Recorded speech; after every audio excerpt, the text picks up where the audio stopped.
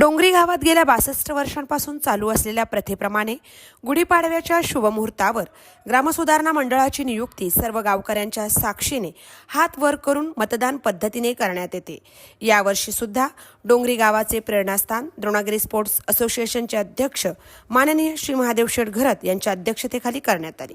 यात सलग 3 वेळा हॅट्रिक मारून अध्यक्ष म्हणून श्री रुपेश घरत, उपाध्यक्ष म्हणून कुमार कल्पेश ठाकूर, खजिनदार म्हणून श्री हरेश घरत, सेक्रेटरी म्हणून श्री परेश पाटील यांची बिनविरोध निवड करण्यात आली आहे।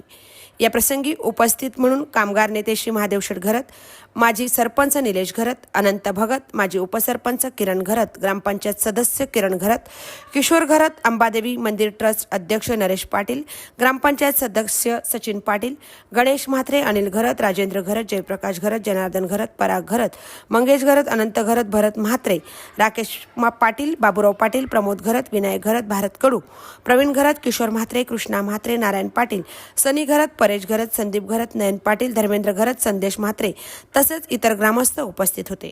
नवनिर्वाचित कमिटीचे ग्रामस्थ मंडळ डोंगरी यांच्याकडून मनपूर्वक अभिनंदन। महामुंबई चॅनलसह सचिन पाटील, डोंगरी उरण। त्यांचे सर्वांचे मनपूर्वक अभिनंदन आणि अतिशय चांगल्या गुण्यागोविंदाने अशी सभा पार पडत आहे।